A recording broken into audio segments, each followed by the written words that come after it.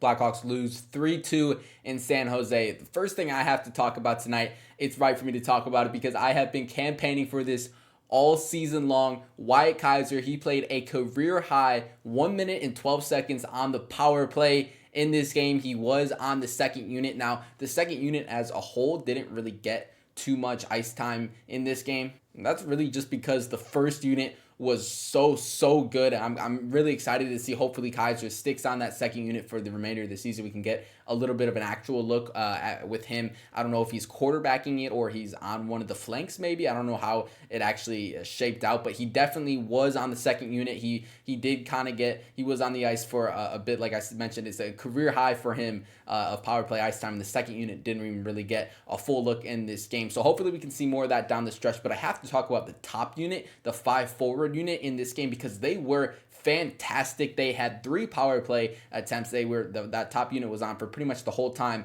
on all 3 of those attempts, and they were really good. They basically scored on 2 of them. Now their first goal came from Ryan Donato, he came over the boards for the second unit with the power play winding down, and Donato was able to bury a rebound chance home with as the power play expired, so it didn't technically count as a power play goal, but it basically did, as this was set up by Bedard going cross ice to Frank Nazar, who had a one-timer. He got that on net, and then Donato cleaned up that rebound. So that was the first Blackhawks goal. The second one also came on the power play. It was Frank Nazar. He had a one-timer. He didn't get the one-timer on the first Blackhawks goal. He picked up the assist because his shot was safe, but he converted with the second one-timer, and that was the Blackhawks' second goal of this game. And there are only 2 goals. Both pretty much came on the power play. And really, those goals just capped off electric power play sequences with the Blackhawks pressuring left and right. Anton Frondel was just hammering one-timers, especially on the second Blackhawks power play. I think he had 4 or 5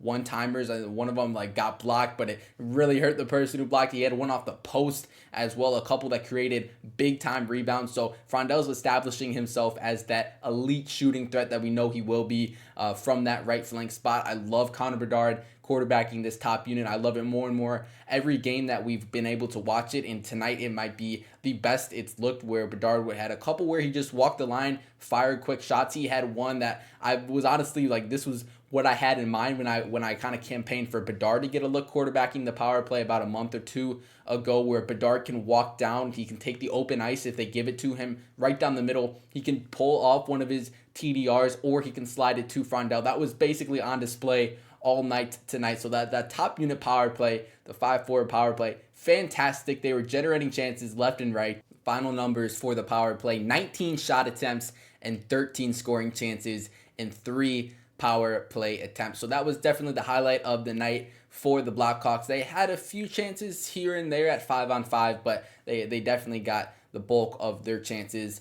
on the man advantage. Ultimately, it wasn't enough, as the Sharks did a really good job, to their credit, of kind of capitalizing on chances off the rush, especially on their what ended up being the game-winning goal from Will Smith. The Sharks caught the Blackhawks on a change that led to the chance where the Celebrini was able to get the puck down low, and with the Blackhawks forward units changing, it led to kind of an odd man rush down low. Graf made a beautiful pass to Smith, who finished the play. That was the game-winning goal, a good example of just the Sharks capitalizing on the chances that they had. I felt like this was a pretty back and forth game all in all. There weren't a ton of chance or extended zone pressure for really either team outside of a select few shifts and outside of the power plays, obviously. So I did feel like the Sharks, they to their credit, did a good job of capitalizing on the rush with the fast pace of this game, and on the chances that they did get. This was a really fun game to watch. I don't know if it necessarily favored the Blackhawks or not, but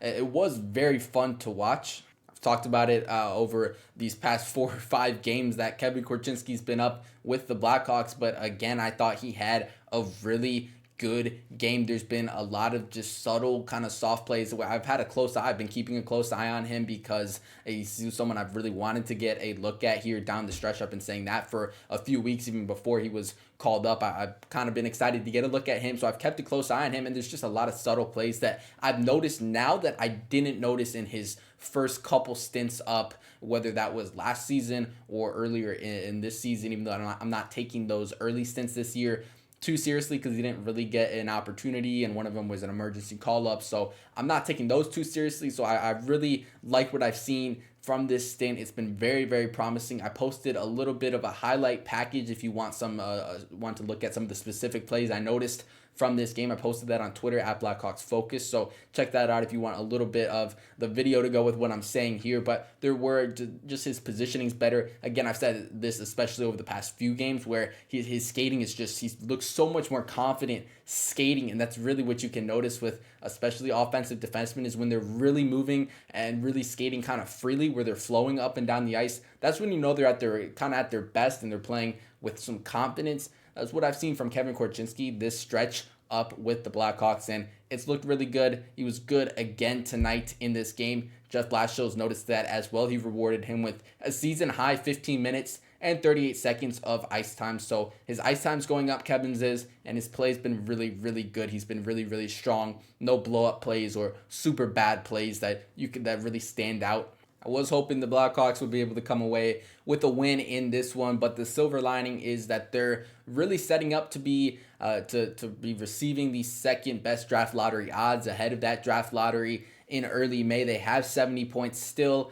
with 78 games played. The Flames are 2 points above the Blackhawks, but they have 2 games in hand, so you'd assume or probably not actually, they have like Dallas, Colorado still on their schedule. So we'll see what happens with the Flames, but the Blackhawks still in a pretty good spot here in terms of draft lottery rankings, where they should be able to secure the second best lottery odds. And again, receiving a top 2 pick in this draft would be extremely beneficial long term. So it's not the end of the world. They weren't able to win this one, and they do have the Sharks. The Blackhawks do again on their schedule. Last game of the season is versus San Jose.